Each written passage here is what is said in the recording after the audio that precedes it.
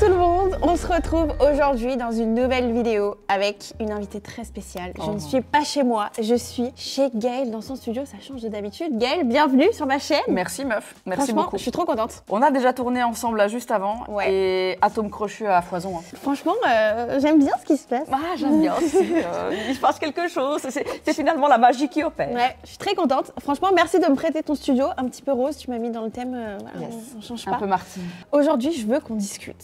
Toutes les deux, on a un point commun. On a toutes les deux des marques. Ouais. On travaille beaucoup, je crois. On dort pas beaucoup. Bon, toi, t'as deux enfants aussi, donc bon, finalement, je me sens un petit peu mal à l'aise même de dire que je ne dors pas à côté de toi. Mais on va parler un petit peu business, entrepreneuriat, parce que je pense que c'est vraiment un point commun qu'on a toutes les deux. Et j'ai demandé à tout le monde de nous poser des questions sur Insta. D'ailleurs, tout le monde est surexcité pour cette vidéo. Mais c'est chouette de voir l'engouement, parce que t'as vraiment eu énormément de questions. Ouais. Et je trouve ça très excitant de voir la jeunesse comme ça, inspirée par certaines histoires, par l'entrepreneuriat. Ça fait vraiment kiffer. Et il y a eu beaucoup de questions similaires. Donc j'ai essayé de sélectionner un peu. Pas trop, le but c'est qu'on ait une conversation, qu'on discute. Ok, trop bien. Voilà. Je pense qu'il y a des questions auxquelles tu as déjà répondu, mais c'est bien qu'on en discute ensemble parce qu'on a peut-être des avis différents. C'est possible. On a fait une vidéo ensemble, on pensait exactement la même chose, donc c'est pas sûr. Ouais. Alright, let's go. Alors il y a juste une question, c'est pas vraiment une question, mais il y a plein de gens qui disent mais on vous a jamais vu ensemble, comment vous êtes rencontrés? Donc je pense que c'est bien qu'on donne du contexte. Ah oui, oui. Parce que c'est vrai qu'on n'est pas des grandes copines de YouTube, genre on a fait 150 vidéos ensemble. On a fait zéro film, on n'a jamais fait de on n'a jamais rien fait tout court. On n'a même pas fait de swap. Mais attends, il faut le dire tout de suite. On nous a jamais vus ensemble et en vrai on se connaît pas. Enfin on se connaît pas très bien. Non. On se suit. On se suit depuis quand même un petit temps. On s'est rencontrés à... Oh quelle belle expérience. Go entrepreneur. Oh là là. Il y a tant de choses à dire. Sur la scène ensemble. Moi tu sais que je me rappelle parce que j'étais dans mon truc au début. Moi j'étais stressée, je déteste quand il y a beaucoup de monde. Donc je suis stressée toi. Il y avait du monde en plus. Toi t'étais détente et tout. Je me rappelle et sur la scène on m'a posé une question. On t'a posé une question et ensuite on a dit et vous Andy. Et en fait t'as pas écouté la question. J'ai pas écouté la question. Mais t'as des petits soucis aussi d'attention. Ouais. C'est hilarant parce que je répondais, je voyais ta tête et je voyais la tête du monsieur qui nous interviewait et il était en mode qu'est-ce qu'il raconte? Genre j'ai bégayé en mode répéter la question, je sais plus, j'ai dit un truc comme ça genre. Ah, putain, et en fait t'as fait une tête, t'étais morte de rire, je me suis dit oui, je m'en rappelle. Ça te dit un truc? Ouais. J'étais dans un autre Mais je riais parce que j'avais compris que t'avais juste pas écouté. Ah oui, je sais que je t'étais pas de ma gueule. Après ma réponse était très longue aussi. Je sais plus, j'ai pas écouté. Si, je tricote, franchement, je tricote parfois. I lost you. Bon, j'étais en mode... Vraiment. Non, mais c'était une expérience... C'était intense, il y avait beaucoup de monde. J'ai pas forcément trouvé les questions très pertinentes. C'était un peu dommage, je trouve. Je m'attendais à des trucs un petit peu plus poussés. Je pense que souvent, après, je pense que c'est l'habitude, mais on nous pose tout le temps les mêmes questions. Ah, toujours. Je pense que vraiment. C'est qui Martine? Pourquoi Martine? Ah putain, ouais, c'est vrai que ça, on doit te poser de ouf. Pourquoi le match? C'est quoi cette vie finalement entre Paris et Tokyo? Raconte-nous, Andy. Sinon, en soi, ça avait attiré énormément de monde. Il y avait et puis ça a plu, hein. De ce que, enfin, moi, j'avais reçu plein de messages et tout. Les gens avaient adoré, finalement. Donc, comme quoi. Positif, au final. Donc voilà, comment on s'est rencontrés. Et c'est la deuxième fois qu'on se voit. On s'est. Et attends, il y a un truc que tu racontes pas. On se voit, donc on arrive au go-entrepreneur. Elle me dit bonjour. Je fais enchanté. Andy, elle me fait bah on se connaît. Je suis en mode bah non. Tu te rappelles pas de ça? Et tu me dis mais si, on s'est vu. Et je te dis bah non, pas du tout. Est-ce que tu te rappelles? Et t'as insisté pendant genre 10 minutes. Tu me dis mais si on s'est vu. Et tu m'as sorti un event. Je suis en mode mais j'étais pas là. Mais c'est possible. Et tu te rappelles pas? Mais je fais rarement du fake small talk, tu vois. Donc ah non, je devais pas être persuadée que je t'avais vu quelque part. Ah non, c'était pas pour faire genre. Je te rassure. C'était vraiment. Mais t'es persuadée et je trouvais ça très drôle. Mais comme quoi, tu vois, il faut pas avoir quelqu'un 100 fois pour avoir des atomes crochus. Hein. Tout à fait. Ok, bon. Passons aux questions. Bon, j'avoue, c'est quand même des questions qui nous sont posées souvent, mais c'est bien quand on discute quand même. Si on avait un conseil à donner, c'est très dur, pour les personnes qui souhaitent commencer, qu'est-ce que ce serait? Oh putain, il y en a tellement. Toi, t'as Martine Cosmetics, t'as sorti Martine Hair, Martine Skin, t'as 7 ans, ça fait 7 ans que la marque existe. Ça va faire 8 ans en novembre. C'est ouf. Ah putain, toi aussi en novembre. Ouais. Il y a trop, mais un seul conseil. Un seul conseil, c'est dur. Tout dépend aussi un petit peu des fonds potentiellement investissables. Ouais. Mais je pense que c'est plus un conseil, comment je vois la question, plus émotionnel. Parce que je pense que tu te poses énormément de questions quand tu veux commencer. Est-ce que j'ai fait le bon choix? Est-ce que mon produit est bien? Est-ce qu'il va plaire? En fait, j'ai une réponse qui est complètement opposée. D'un côté, je dirais de suivre son instinct. Quand t'as un vrai truc où t'y crois très fort, il y a que toi qui pourras prouver aux gens que ça vaut le coup d'acheter, que ça vaut le coup de lancer et il y a que toi qui pourras les convaincre. Donc si tu y crois très fort, les gens peuvent y croire avec toi si tu arrives à les convaincre. Et de pas écouter, tu vois, ce que les gens disent parce que les gens n'ont pas forcément la même vision. Moi, je sais que si j'avais écouté les personnes avant de me lancer, j'ai un bel exemple. Quand tu as commencé à teaser ta marque, où tu n'as clairement pas dit que c'était du matcha, tout le monde était persuadé que ça allait être du Rhôde, ça allait être des gloss. Tout le monde disait des gloss, mais attends, c'est vachement comme Rhôde, encore une marque de cosmétiques. Parce qu'on t'attendait là-dessus.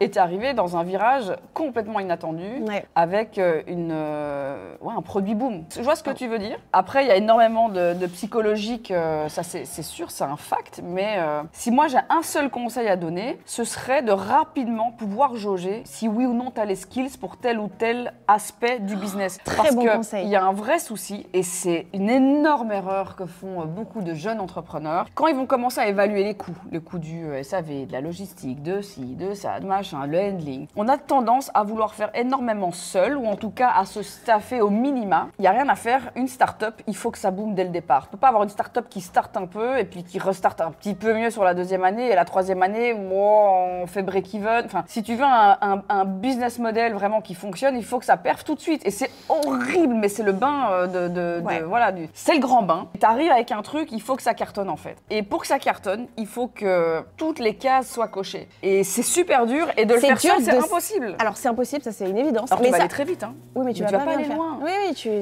mais c'est très dur de savoir quand tu commences. Ce en quoi t'es bon et les trucs où t'es vraiment une merde et t'as besoin d'être accompagné, mais tu t'en rends. Alors souvent, t'as pas forcément l'argent pour le faire. C'est ça. Donc t'es un peu obligé de gérer, mais tu te rends compte que t'es pas fort. Mais juste déjà de demander autour de soi et de se faire conseiller sans prendre quelqu'un, c'est vrai que c'est un très bon conseil. Et ton temps, dédie-le aux skills que t'as. Exactement. Moi, c'est ce que j'ai fait au départ de ma marque. Je me suis entourée de gens qui m'ont permis de gagner du temps sur plein d'autres aspects, où j'ai pu vraiment me focus sur de la création de produits, sur du dev, sur de la DA, du marketing, la mise en avant des produits. Et en plus, c'est ce que j'aime vraiment faire. Et donc, t'as jamais ce truc aussi où t'es là, putain, ça me pète les couilles de devoir encore gérer ça et ça et ça, parce qu'en plus, j'aime pas le faire et je suis pas bonne là-dedans, tu vois. C'est un choix à faire parce que personne travaille gratuitement. Et donc, tout ça a évidemment un coût. C'est un coût. Mais c'est une vraie décision à prendre. Encore une fois, ça dépend du niveau, ça dépend du business model que tu as en tête, tu vois, et de l'ampleur de ton projet. Pour des gros projets, il faut direct se faire accompagner. Et ça peut le faire, parce que si tu as un très bon business plan, si tu as des bonnes idées, un bon business plan, que tu as une banque qui te suit, où tu dis, la première et la deuxième année, je peux couvrir mes frais d'employé, je peux couvrir les frais, par exemple, de la production d'un stock, du handling, gérer ma logistique, pour que ce stock que j'ai payé, que j'ai investi, me ramène de l'argent. Et puis, il y a quelque chose de magique qui se crée, c'est le retour sur investissement que tu réinjectes intelligemment avec un mais toi, flux tendu ou pas. Comment t'as lancé la marque? T'avais des investisseurs? Aucun investisseur, absolument pas, non. Tous mes petites économies, et puis et pouvoir évidemment créer tout le contenu qui devait être créé aussi, tout ça. Il y a tellement de choses. Il y a tellement de choses. De toute manière, alors moi j'avais prévu un certain montant, j'ai fait quasiment x2 sur le montant parce que il y a des choses auxquelles tu penses pas quand tu sais pas. Au début, tu te dis mais attends, j'ai oublié un truc complètement basique, j'ai complètement oublié de l'ajouter dans l'enveloppe parce que moi je pense à ce que j'aime, ce que je veux faire, machin, mais derrière pour faire ça, il faut dépenser beaucoup d'argent. Ouais, exactement. Et puis amener le produit auprès du consommateur, il y a des coûts énormissimes, les coûts de logistique, les coûts d'envoi, les deals aussi. Les deals Colissimo, La Poste, machin, avoir les meilleurs deals possibles pour que le client paye le moins possible aussi parce qu'il n'y a rien à faire. Un prix d'expédition trop coûteux, ça démotive à l'achat. Oh là là, il y a tellement de choses à voir. Tu vois, ça pour moi, il faut faire des erreurs pour réussir à trouver le bon truc. Ah mais complètement. Ah mais si tu te fais pas avoir... Moi, il y a des trucs que je me suis fait avoir clairement dès le début sur certains sujets, mais je suis trop contente parce que je l'ai fait sur une échelle plus petite que si je le fais plus tard avec beaucoup plus de stock, beaucoup plus de quantité, c'est beaucoup plus cher et j'ai énormément appris. Parce que même au début, tu te dis ok, j'ai besoin d'être entourée, donc j'ai besoin de quelqu'un qui s'occupe de mon site, j'ai besoin d'un logisticien, j'ai besoin... Ok, mais vu que je suis une merde sur ce sujet-là, comment je sais si la personne était une bonne personne vu que je ne sais pas? Et donc tu te trompes un petit peu. Mais c'est important de se tromper plusieurs fois pour pouvoir évaluer par la suite ce que tu ne veux plus et la façon dont tu as envie de travailler. Ça te permet aussi d'évaluer l'efficacité de chacun en fait. C'est horrible, c'est une phase par laquelle il faut passer. C'est dur. Et franchement, moi je pense que je suis encore un peu dedans. Alors pour le lancement, après novembre 2023, tu as lancé la marque MDR, non, mais ça fait 1 an et demi. Non, pas dans la construction, mais pour aller encore plus loin, du coup, il faut plus de choses, plus de personnes, plus de choses qu'on a envie de développer, donc il faut s'entourer, tu vois. Et franchement, c'est dur. Toi, pour le moment, t'es full digital. Ouais. Mais tu veux t'expèdes en retail. Ok, ouvrir des portes vente physique, c'est une super bonne idée. Mais bien choisi. J'ai pas envie d'être partout. J'ai envie d'être aux bons endroits. C'est complexe. Et pour ce genre de produit, Pour ce genre de produit, c'est complexe. Et nous, en fait, Mia Matcha, c'est trop bizarre parce qu'on avait trop envie que ça fonctionne, forcément. Ça a fonctionné, on était trop content. Mais au début, t'es trop content et ensuite t'es frustré parce que nous, on avait genre des problèmes de stock parce que ça partait. Donc c'est le meilleur problème à avoir. Franchement, meilleur problème à avoir. C'est toi. Non, mais attends. Non, mais t'as raison. Mais tu sais très bien. Je dis même pas ça de manière, voilà. Non, mais c'est le meilleur problème à avoir. On est d'accord. En fait, ce qui est horrible, c'est que pour gérer ton stock d'implantation, ton stock de lancement, en vrai, on va pas se mentir, hein, les gars.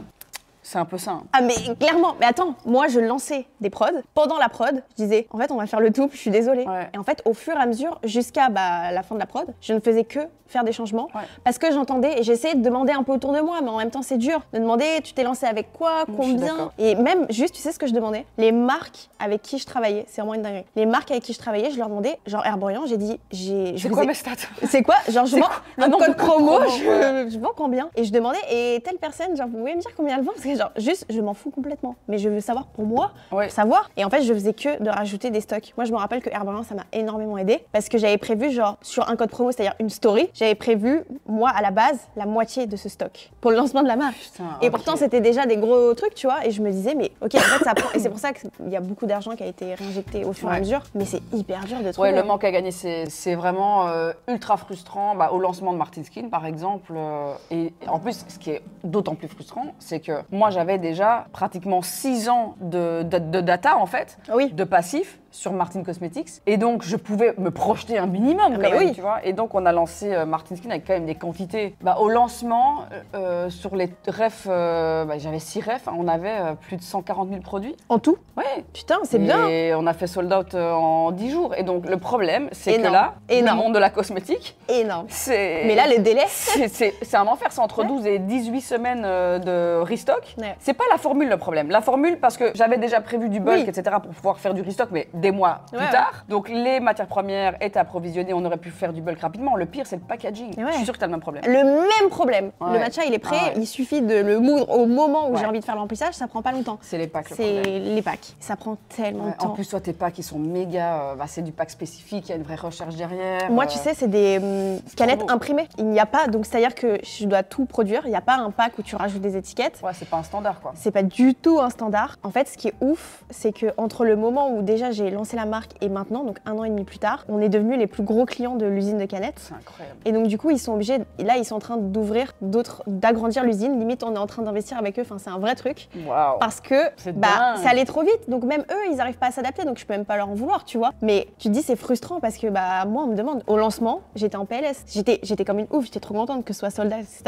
Après, je me dis, mais on est dans la merde. On est dans la merde. En vrai, c'est frustrant quand c'est trop long. Et donc du coup, pour parler du retail, ce qui s'est passé, c'est que nous, on est en rupture pendant très longtemps. Ah mais oui, mais là tes portes tu les ouvres pas alors. Parce que donc, le retail, si t'es en sold out, t'as des pénalités. Ah non, mais c'est surtout qu'on nous proposait des trucs, je t'en mets, non mais attendez, déjà j'essaie d'avoir du stock sur mon site et après on en reparle. Et donc ça c'était le vrai défi. Donc pour l'instant on commence un petit peu à se projeter, tu vois, parce qu'on a commandé pas mal de stock. Mais c'est des trucs que tu peux pas faire. C'est très excitant ces nouvelles. Non, j'adore, tu sais que j'adore parler de ça. Moi j'adore. Et j'adore connaître la manière de fonctionner des gens, parce que je pense que tout le monde est différent. Il y a tellement de choses à apprendre. Exactement. Sur les manières de fonctionner, toute la vision. J'aime trop. Le plus gros challenge que vous ayez rencontré pour le lancement de vos marques? Oh là là, putain, vas-y, commence. Moi, j'en ai un. J'en ai tellement. C'est le Japon. Moi, c'était le plus gros challenge. Pas parler la langue. Putain. Une petite Française de 22 ans, 21 ans à l'époque, je sais même plus quel âge j'avais, qui débarque en mode j'adore le matcha, j'aimerais beaucoup en vendre. Comment ça se passe? Je peux apprendre un peu? En étant une meuf, parce qu'on va pas se mentir, au Japon, c'est quand même un peu à l'ancienne. C'est rarement des meufs qui viennent toquer à la porte à cet âge-là. Mais ça, pour moi, c'était vraiment le gros challenge. Et c'est en essayant, déjà en apprenant, parce que t'arrives en connaissant encore plus sur le produit, ça change un peu la donne, en montrant l'intérêt que t'as sur la culture du Japon, etc. Parce que là-bas, c'est ça. Ils veulent pas changer la culture. Tu vois ce que je veux dire? Ils veulent pas forcément vendre à des étrangers. Ils veulent que le produit soit respecté. Et en fait, ça a été ça le challenge, leur montrer que je suis là justement. Ça allait être fait correctement Exactement, et que je suis là aussi pour montrer tout leur travail et toute la culture. Donc ça, c'était dur. J'ai réussi. Et j'ai rencontré la bonne personne, mon producteur, et maintenant, c'est genre, il fait partie de ma famille, quoi. C'est incroyable. On se voit tout le temps. Et pareil, lui, ça grandit beaucoup pour lui, du coup, parce qu'on est ses plus gros clients, forcément. Et nous, on a développé des recettes. C'est pas du matcha, parce que le matcha, tu peux, en vérité, aller au Japon et dire oui, j'ai envie de vendre du matcha, foutez-les-moi, je mets l'étiquette comme tout. Ça. La cosmétique, c'est pareil. C'est ça. Ouais, du full service, quoi. Et c'est ça. Voilà, tu n'as rien à faire. Tu commandes, tu payes, et puis voilà. Et non, là, on a développé avec des labos, on a développé des recettes, des vrais trucs. C'est ce qui fait aujourd'hui Emilia Matcha, c'est que les gens, ils savent pourquoi ils achètent. Une vraie recherche. Je suis vraiment impressed. Hein. C'est vrai? Ouais, vraiment. Ah bah merci, ça me fait plaisir. Franchement, bravo. Hein. Les produits sont incroyables. Merci. Et j'ai goûté. Putain, mais putain, on n'a même pas raconté. Non, mais j'ai goûté parce que je vais pas vous mentir. Moi, le matcha, je trouve ça dégueulasse à la base. J'en ai goûté au Japon et je dis putain, ça goûte le gazon, ça goûte le vieux brocoli fermenté, c'est atroce. Et je comprenais pas la hype derrière. Mais en fait, j'ai compris. Le matcha. T'as plein de variétés différentes. Exactement. T'as plein de manières de le consommer. Et exactement. Et là, tu m'as fait un petit mélange avoine, donc lait d'avoine, avec un nouveau. Je vais pas en parler parce que c'est surprise, mais le fameux nouveau matcha qui va sortir. Voilà. Le mois prochain. Et c'est une putain de dinguerie. Ah, je suis tellement heureuse. C'est réconfortant. Ça n'a rien à voir, en fait, avec le vieux brocoli fermenté que j'avais dans mes souvenirs, tu vois. Donc, franchement, le produit est super bon. Trop cool. Et merci. Après, moi, la DA, le pack et tout, j'aime trop. Voilà. Trop bien. Ça fait plaisir. Alors, moi, je plus pense gros challenge. que si je dois vraiment choisir qu'un seul, le plus gros challenge, ça a été d'accepter les énormes déceptions que j'ai pu avoir à travers les 7 dernières années sur certains projets qu'on a dû kill, qu'on a dû annuler parce que les PRI étaient claqués au sol. Parce que tu as une idée, tu as une envie particulière, tu as envie de faire cette collection par exemple, parce que tu vois avec Martine Cosmetics, on a souvent fait des collections complètement barrées. C'est un peu votre marque de fabrique. Ça a été notre marque de fabrique et ça va toujours l'être d'ailleurs. Mais c'est vrai qu'on a eu des projets complètement fous et loufoques et dingues et le lave-vaisselle. Je pense pas qu'on c'est non. Et donc, c'est vrai qu'il y a des moments où tu pars un peu trop dans ton délire et tu grossis une collection, tu commences à travailler des PPS, des machins, et puis voilà, je veux tel fard du chrome et tel machin et du triochrome. Et puis là, en fait, tu arrives à un coup de prod qui est tellement. La marge, elle est à 2 et tu peux pas. Ouais, tu peux pas. Tu peux dire, oui, mais bon, c'est pas grave, il faut avoir une moins bonne marge. Ça, c'est une erreur. Si tu commences avec ça, tu vas le faire plusieurs fois sur plusieurs catégories de produits. Et t'habitues les gens à un certain prix aussi. Exactement, et là, t'es foutu. Ouais. C'est-à-dire que tu dois rester dans tes codes. Le prix du marché, c'est une chose, mais surtout, toi, tu te places où dans ce prix du marché? C'est quoi ton price? Qu'est-ce que les gens sont prêts à payer pour du Martine, du Emilia Matcha? Et tu dois rester là-dedans et te cadenasser là-dedans. On peut pas commencer à faire des changements de prix. Les gens détestent ça. Et je peux vous garantir que vous changez de 10 cents un prix, les gens le voient. Et donc, il n'y a pas de je vais comme ça augmenter sans raison mon prix. Après, si derrière, il y a un vrai changement de packaging, il y a une vraie, en tout cas, il faut l'expliquer de fou. Ouais. Bon, les gens comprennent que le produit, il est 1 € plus cher. Bon, frérot... It's obvious. Mais juste parce que la matière première est devenue plus chère, je décide de tout changer et je rajoute 3 € à mon produit, les gens vont pas être contents. Et donc, tes PRI, il faut s'y cadenasser. Et c'est super dur. Moi, je trouve ça. J'ai mon côté, j'ai mon côté créa. J'ai juste envie de m'amuser en fait et de faire des campagnes de fou et tout ça. Et d'un autre côté, il y a le côté, la responsabilité financière, de devoir gestionner la boîte, etc.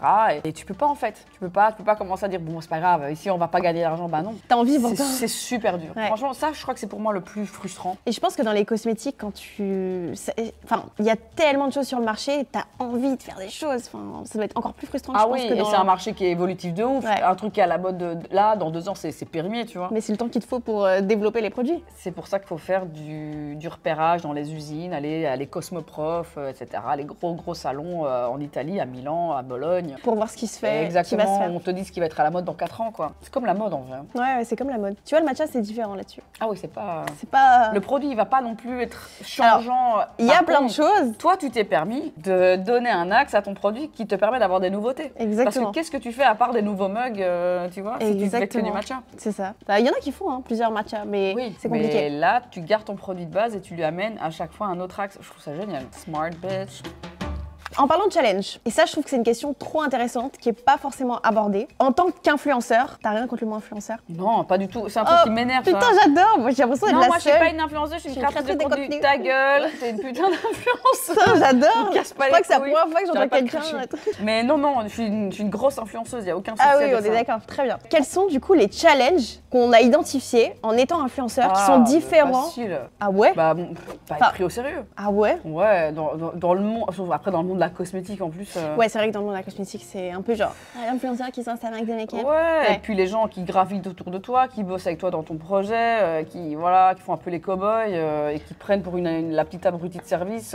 Ah putain, moi j'ai pas du tout ce truc. Ouais, moi je l'ai eu souvent. Hein. Ah ouais? Ouais, mais ça a vite disparu ça. Ouais. Bah, ça n'a pas duré longtemps. Quand ils voient un peu les chiffres et ce que tu fais, là, ça change la donne. Hein. Là, tout d'un coup, t'es un génie quoi. Ah, exactement. Tu es tellement merveilleuse. Qu'est-ce que tu es intelligente, Gaëlle. Bah oui, tu m'étonnes. Non, moi je dirais plus, c'est la pression au début. En fait, la différence, c'est que. Ah, on t'attend en tournant. Ah, mais on t'attend en tournant. Oui, ça aussi, j'avais oublié. Mais ça, en fait, quand tu lances une marque, une personne normale, entre guillemets, lance une marque. Déjà, t'as une certaine pression, mais alors en tant qu'influenceur. Mais c'est ça. Je trouve que quand tu lances une marque et que tu vas petit à petit, t'as le temps de rebondir, t'as le temps d'identifier les problèmes, t'as le temps d'identifier des changements, d'avoir les retours de quelques personnes. Le rêve, finalement.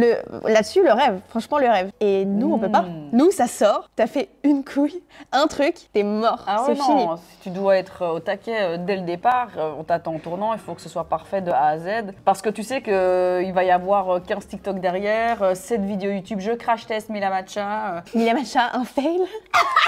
La fin de Mila Matcha, alors que ça fait une semaine que le site existe. Non mais moi, on m'a fait des dingueries. Hein. Mais moi, je pense que toi fait des dingueries. Mais moi, là, Martine, c'est fini, soi-disant. J'ai lu la fin de Martine Cosmetics. Parce que le site est en... Tu refais juste ton site? Oui, mais non, mais c'est très drôle. Mais c'est bien, parce que du coup, ça alimente et je pense qu'il faut prendre ce qu'on nous donne. Hein, mais je pense que c'est un peu horrible de dire ça, mais je me dis, si on parle encore du projet, c'est que ça fait cliquer, donc je pense qu'il y a un intérêt. Exactement. Il y a un intérêt. Moi, on m'a fait un truc qui m'a rendu ouf, et c'est un détail. Franchement, c'est un détail, parce que on m'a fait des dingueries, oui, les fails, les prix, tout ce que tu veux. Moi, j'ai vu beaucoup de positifs, par contre, sur ta marque. Non, mais franchement, les gens sont trop gentils. Hein. Mais plus que... Je les ai même pas vus, les TikTok ou les vidéos dont tu parles. Hein. Oui, mais parce que moi, je les vois. Enfin, je me rends pas compte d'eux, mais toi aussi, tu vois très bien. Moi, je n'ai jamais, je pense, vu un truc négatif sur Martine. Non, mais c'est pas pour... Je pense vraiment que je n'ai jamais vu un truc négatif. C'est vrai qu'après, notre algorithme, forcément, il fait qu'on... On voit les trucs... On s'en prend plein la gueule. Tout à fait. Ah ouais, moi, un truc qui m'avait trop énervé, c'était... on a fait un pop-up à Séoul, qui avait très bien fonctionné, et on était choqués, parce que les gens avaient... T'as fait un pop-up à Séoul? Tu savais pas? L'année dernière, en avril. Tu sais pas? Non.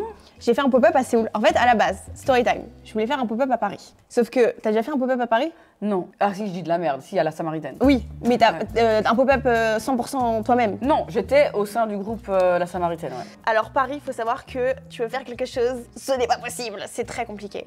Les autorisations, tout les ça. autorisations, il y a beaucoup de choses, c'est très compliqué. Et c'est hors de prix. Mais j'étais prête à mettre le prix. Honnêtement, je voulais une vraie expérience, faire un gros truc. Pas juste, je vous mets les produits et on fait un meet-up. Je voulais vraiment une expérience pour nos clients, pour faire un truc de ouf. Ce n'était pas possible, en tout cas dans les délais, dans tout ce que tu veux, les autorisations, tout pas possible, trop compliqué. Enfin possible mais trop complexe. Donc on s'est dit on attend d'être un peu plus rodé. Moi je sais que j'ai beaucoup de commandes qui viennent de Séoul parce qu'il y a déjà beaucoup de Français à Séoul. Bah t'y allais en plus. Donc tu as vu que tu es un petit peu à Paris finalement quand tu es à Hongdae. Non, c'est un truc de fou. C'est un truc de fou. Et les Coréens adorent les boissons. Je pense que tu as vu, il y a beaucoup de café, ils adorent le matcha, ils adorent le café aussi. Mais ils adorent les boissons. Très coffee latte, tout ça. Très esthétique et compagnie. Donc on a fait le pop-up à Séoul et c'était vraiment encore mieux que ce qu'on pensait. Et en fait, putain, mais j'irai un pop-up à l'autre bout du monde quoi. Ah mais c'est 100 fois plus simple qu'à Paris, je peux te le dire. C'est 100 fois plus simple qu'à Paris. Moi, ce qui m'avait rendu ouf, c'est qu'en fait, les Coréens, ils aiment pas être filmés. Au Japon, c'est vachement comme ça aussi. Dans les magasins, c'est interdit de filmer, etc. Je me rappelle de ça. Et donc, les vlogs en rue, c'est compliqué.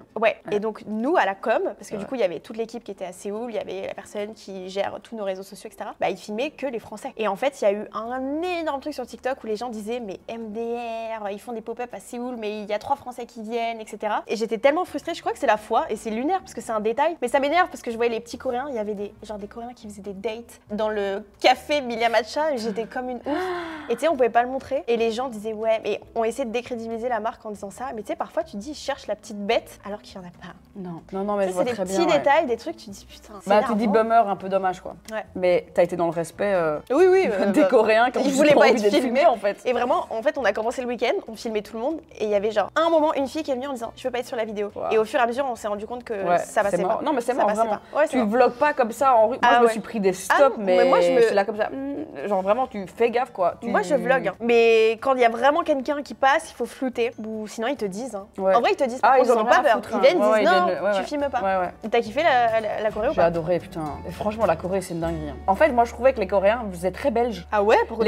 Ils adorent picoler. Ils adorent boire des coups. Ils aiment bouffer. En fait, le coréen, il aime la teuf. Il aime la teuf, il aime rire. On allait au resto, on se faisait payer des verres par une table de coréens juste à côté de nous. Ils sont tellement bon ambi, ça vient trinquer. Enfin, il y a vraiment ce truc un peu, je sais pas. Mais il y a un truc un peu à l'américaine dans l'ouverture des gens. Complètement différent du Japon, par contre. Ça n'a rien à voir. L'opposé. Tout l'opposé. Ouais, tout l'opposé. Et surtout, la bouffe est extraordinaire. J'aime mieux manger en Corée qu'au Japon. Quoi? Je peux pas y croire. Voilà, j'ai trouvé que c'était plus goûtu, plus gras, plus... Ah oui. Ah ouais, mais je pense qu'on n'a pas les mêmes goûts alors. Ouais. Moi, je préfère le Japon. Après, j'aime pas les sushis. Donc, plus de garantir qu'en Corée, les barbecues coréens, je m'en suis fait un paquet, putain de merde. Si tu viens au Japon, je te montrerai les vrais. Ah, mais grave. Si je retourne au Japon, par contre, il faut que tu sois là, quoi. Montre-moi les vrais bails, tu vois. Je suis tout le temps là, je te montrerai. Bah, ok. Question qui a été beaucoup posée et qui, moi, je pense que toi aussi, on te la pose beaucoup. Et moi, j'ai un avis assez particulier sur le sujet. Est-ce que vous avez ressenti des freins dans le développement de vos carrières en tant que femme? Bah, si je dois répondre très honnêtement, je dirais pas de cracher. Vraiment, est-ce que j'ai senti un frein dans ma carrière? Non. Putain, moi non plus. En fait, c'est... Tu sais que j'ai un peu du mal à le dire, parce que j'ai l'impression qu'il y a un truc à défendre. Oui, mais à un moment donné, il faut pas mentir non plus, tu vois. Et je suis sûre qu'il y a des femmes qui ont des putains de freins de ouf. Là, on est sur des freins d'une M6, tu vois. Ça freine sec, tu vois. Ouais. C'est dur, tu vois, pour beaucoup de femmes. Mais si moi, je dois répondre de manière complètement transparente et honnête, putain, j'étais au bout de tous mes rêves, quoi. Parce que j'en avais rien à foutre de qui pense quoi. J'allais au bout des choses. Je suis tellement... Tu sais que, pareil, je n'ai jamais rencontré quelqu'un qui avait le même discours là-dessus. Je suis totalement d'accord et moi, j'ai jamais ressenti de frein. Là où, c'est pas un frein, mais tu vois, au Japon, j'ai senti que c'était un peu plus un sujet qu'ailleurs parce que c'est plus à l'ancienne, ils ont l'habitude des mecs, plus âgés, machin. Ça m'a pas empêché de faire ce que je voulais. Moi, je pense que ça dépend des situations, mais ça m'est déjà arrivé, je sais pas, ça t'est déjà arrivé, tu vois, des réunions où les mecs, moi, je sais que je fais des réunions avec Jérémy, ils ne me regardent pas. Ils parlent à Jérémy. Jérémy qui est en mode... She's the CEO. Non mais Jérémy, on bosse ensemble, on fait tout, mais parfois même sur des sujets créa où il n'y a pas du tout la réponse, il lui pose la question et tu sais parfois, moi ça m'est déjà arrivé une vraie situation, un sujet complexe, compliqué, la prod qui a du retard, on doit aller au Japon en urgence, un truc de merde, avec une personne qui parlait français et en fait il y avait une vraie question sur la prod, une vraie décision à prendre, c'était une histoire de quantité de machin des trucs. Il pose la question à Jérémy, je lui réponds du coup. Et il repose la question à Jérémy. Et il repose la question à Jérémy. Putain, devant moi. C'est pas possible. Ça m'est arrivé quand même quelques fois, mais tu vois, comment je le prends, je me dis pas, putain, c'est horrible d'être une femme, machin. Moi, je me dis juste, à la fin de la journée, c'est moi qui paye. À la fin de la journée, ma prod, je l'ai. Les steaks de ce que tu penses. Je m'en tape, genre, ça change rien. La finalité, c'est que tu m'as juste fait perdre 3 minutes parce que j'ai dû te faire comprendre que c'est moi qui prenais la décision. Mais tu vois, c'est aussi comment tu le prends, je pense. Dans tous les cas, il y aura tout le temps des freins. Il y aura tout le temps des situations où il faut rebondir, il faut machin. Après, moi, j'aurais peut-être pas ton calme. Moi, ça m'arrive, je pense que je dis clairement le fond de ma pensée à cette personne. Ah ouais? Ah, bah, bien sûr, j'en ai rien à foutre. Ça dépend. Si elle te manque de respect de ouf et qu'il y a un truc à dire, non, mais là, c'est un manque de respect, mais tu vois, j'étais en mode... Ah non, mais moi, je pourrais pas ne rien dire par contre. Ah ouais, moi, je suis vraiment, j'ai pas envie de me battre. La finalité, je veux juste mon truc, je vais pas me battre. Ouais, non, je comprends. C'est de l'énergie aussi à mettre là-dedans, peut-être inutilement, t'as raison. Mais parfois, il y a des gens qui ont envie de remettre en place, je comprends. Bah, regarde, ma boîte, on est pratiquement que des gonzesses. Moi aussi. Vraiment, et même au management. Bon, le directeur général, c'est mon mari, c'est Dan. Mais... Ah, c'est vrai, il fait partie de la... Vous bossez ensemble? Ouais. Ah, je sais pas comment. Bah, lui, le pauvre, il s'occupe de tout ce qui est légal, avocat, machin, les notaires, les trucs, les financements, les crédits. J'en ai pas. Des trucs vraiment relous. Moins fun. Et il fait ça très bien et mieux que moi. Mais ouais, même au management, au RH, au team management, ce sont toutes des femmes. Après non, on a Brie aussi, cadreur monteur.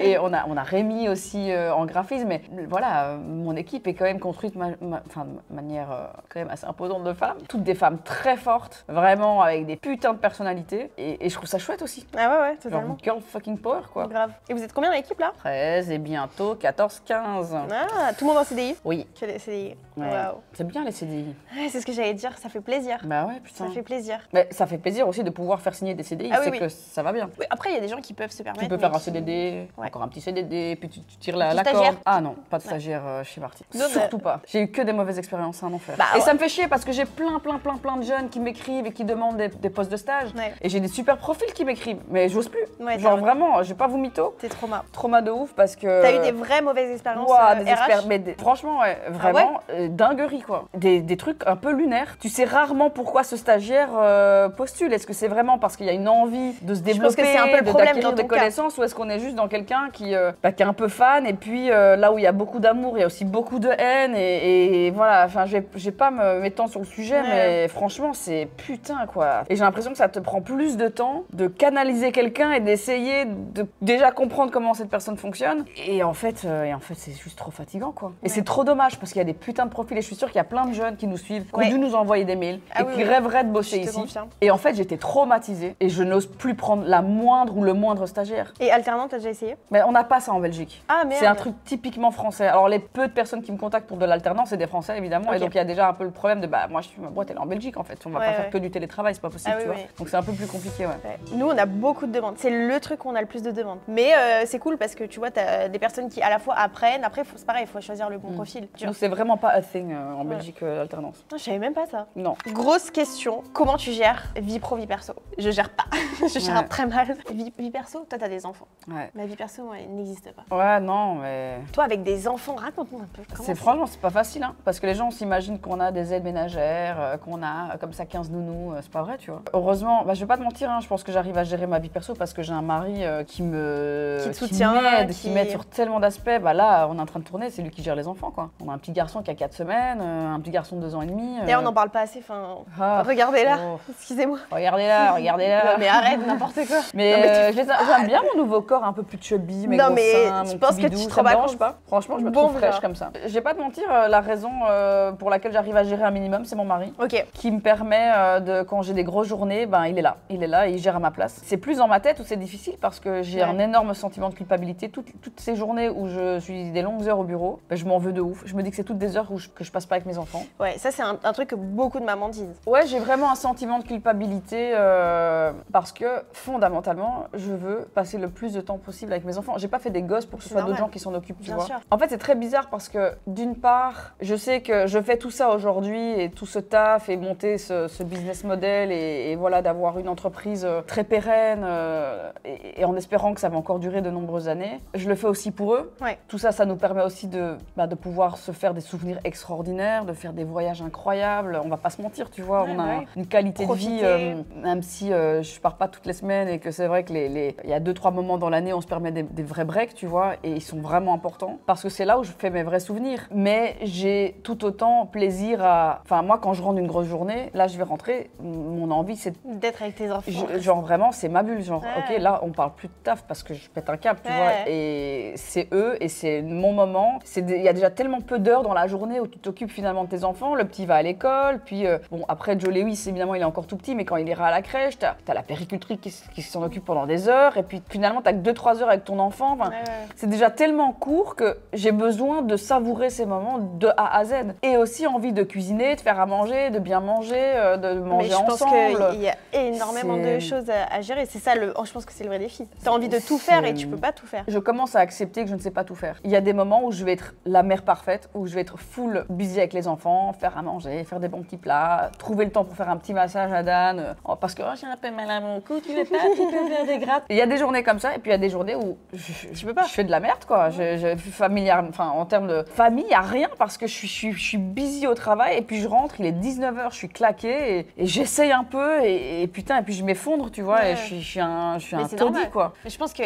c'est un mix des deux, hein. Il n'y a pas une journée qui se ressemble, hein, franchement. Mais c'est ça. Et je pense qu'il faut, tu vois, réussir à accepter que tu pourras jamais être tout le temps au bureau, tu pourras jamais être tout le temps avec tes enfants, il faut juste avoir le bon équilibre et accepter que c'est ça qui est sain, c'est d'avoir un équilibre. Et d'accepter d'être aidé aussi, c'est important. J'ai Morgane qui m'aide de temps en temps avec les enfants et c'est une assistante mais qui est extraordinaire avec Jake, avec Joe Lewis et c'est vrai que d'avoir comme ça quelqu'un où on se dit ok, quand je suis en tournage, le nombre de fois où Momo garde un œil sur le petit parce que tu sais à 2 ans et demi ça court partout et donc quand il n'y a pas crèche, quand il n'y avait pas école, je le prends avec au bureau. J'ai cette chance aussi de pouvoir prendre les enfants au travail, ce qui est clairement pas le cas de tout le monde. Mais voilà, je me vois mal avoir une réunion importante avec un gosse qui court partout. Juste d'avoir une aide, tu vois, c'est une chance inouïe que j'ai, tu vois. Et au début, j'osais pas, j'ai dit putain, ça me gênait, quoi. C'est vrai? Parce que je me dis, t'as fait des gosses pour t'en occuper, c'est pas pour demander de l'aide. J'osais même pas demander à ma mère de garder mon fils. Ah ouais? Je te jure, meuf. Et en fait, ma mère me dit, mais non, j'ai besoin de ça, tu vois. Et elle est trop contente, et le mercredi après-midi d'aller chercher le petit et de lui faire à manger. Elle kiffe, tu vois. Et en fait, je me dis, mais oui, en fait, je la fais pas chier avec lui, tu vois. C'est vraiment dur, hein. Mais je pense que c'est le défi des mères, de toutes les mères de ce monde. C'est d'accepter certains trucs et de relâcher la pression sur certains sujets. En tout cas, ça donne trop envie. Ouais, super, bonne chance. Donc non, ok, moi je vais pas t'expliquer du coup comment je gère ma vie tu prends une perso après ça. C'est l'enfer ou quoi? T'as quand même des potes, t'as le temps de voir des amis. Ah non, moi j'ai pas de vie perso. Moi ça c'est mon truc. Je n'ai pas de vie perso. Okay. Alors plein de gens disent c'est pas bien, c'est pas bien. C'est pas bien, mais je suis grave heureuse comme ça. Et les meufs, je pense à mon futur. Ça, hein. Mais non, mais si t'es heureuse comme ça, c'est le principal. Hein. En fait, moi mon truc c'est le travail parce que je fais un truc qui me plaît. Tous les matins je me réveille. Alors il y a des problèmes, il y a des machins, des trucs à gérer, des imprévus. Tous les matins, je suis trop contente de ma vie. Parce que c'est ton hobby. C'est, voilà, j'ai trouvé mon truc. Pour l'instant c'est ça, ce sera peut-être autre chose dans quelques années, j'en sais rien. Ouais. Et je ressens pas un besoin de plus. Parfois je me dis, j'en ai parlé en plus il y a pas longtemps dans une vidéo, parfois je me dis, peut-être qu'il faudrait que je pense à mon futur. Et que je pense à, alors je pense déjà beaucoup à mon futur du coup en faisant ça, mais à ma vie sociale, créer des vraies amitiés sur le long terme. Mais moi je pense que c'est important quand même d'avoir une vie autre que celle du travail parce que tu as besoin de ça et c'est indéniable je pense, pour être inspiré, pour être rafraîchi, pour avoir des nouvelles envies, découvrir des nouvelles choses, voir des nouvelles têtes, parler à des nouvelles personnes. Juste cette interaction-là, c'est ce qui alimente ton petit cerveau et c'est ce qui fait de ta marque ce qu'elle est aujourd'hui. C'était grâce à ton cerveau. Tête mais bien sûr. Truc. Alors ça, je suis d'accord avec toi, mais tu sais que ça, je l'ai grâce au Japon. Et ça, c'est mon truc. Voilà. Parce que je pars au Japon, t'es très inspirée, tu vois énormément de choses, surtout que je suis vraiment dans le pays du produit, donc c'est encore mieux. Et je rencontre forcément des gens, même si c'est via le travail, je rencontre des gens. J'ai quand même des rencontres, tu vois, je discute avec des gens, j'ai une interaction avec l'humain et ça aide. Mais j'ai des amis, hein. Ça veut pas dire que j'ai pas d'amis, mais j'ai pas une vie sociale, genre tous les week-ends je vois des gens, je pars en vacances avec des gens. Après ça n'existe pas. Donné, ça te plaît, t'es bien là-dedans. C'est pour ça que t'as un mood beaucoup plus cocon. T'es très cocooning du coup. Ah ouais, je suis. T'es Netflix and chill. Je suis bureau, maison, dodo et voilà. Et moi ça me va. C'est un très bel équilibre en vrai. Moi j'aimerais un petit peu plus quand même pouvoir avoir du temps pour voir mes copines par contre. Ouais, juste aller sans aucun sentiment de culpabilité, me faire un putain de resto avec des copines, aller boire un verre après, rentrer à 2h du mat et me dire juste pas grave. Chaque chose en son temps. Chaque chose en son temps. Et il faut s'écouter. En vrai de vrai. Comme dans le business en fait. C'est une belle phrase de fin je trouve. Chaque chose en son temps, mais ne ratez pas le train. La meuf se vend comme chef marketing extraordinaire avec des idées incroyables. Elle te sort une vieille phrase pourrie. Non, j'ai adoré notre conversation. C'était très intéressant. J'espère que ça vous a surtout plu à vous, parce que nous, en soi, on fait que blablater. Non, mais moi, ça me plaît, moi. Moi, je suis contente de notre conversation. Ouais, moi ça aussi. m'intéresse. Moi, c'est vrai, t'as raison. J'adore. Je retire ce que j'ai dit. Bon, on espère que ça vous a plu. On a fait une vidéo sur ta chaîne où on parle de... On est très business, finalement. Hein. On parle des marques d'influenceurs. On a dit beaucoup de choses. Je vous laisserai aller voir la vidéo, parce qu'elle sort avant la mienne. Donc, elle est déjà disponible. Déjà sortie. Je vous la mets en barre d'infos, bien sûr. Et on peut te retrouver partout. De toute façon, tout le monde te suit. Oh, arrête. Sur YouTube. T'as pas TikTok, par contre? Non, j'ai pas TikTok. J'ai TikTok avec Martine. Ah oui. En attendant, vous pouvez me suivre aussi sur Insta et TikTok. Du coup, j'essaie de poster un petit peu de temps en temps. Et nous, on se retrouve mercredi 18h dans une prochaine vidéo. Incroyable. Et likez cette vidéo, les amis. Ah oui. Lâchez un com. J'ai jamais dit ça, je crois, dans les vidéos YouTube. Je suis pas Moi, je l'ai pas fait non plus. Enfin, je le fais très rarement, mais j'aime bien le faire pour les autres. Ah bah merci. Lâchez un com. Tu veux quoi comme commentaire? Genre, mettez brouette en commentaire, tu vois. Allez, mettez brouette en commentaire. Voilà. Mettez brouette en commentaire, les amis. Si vous êtes allés jusqu'à la fin de la vidéo, on verra. À mercredi. Bisous les chouins.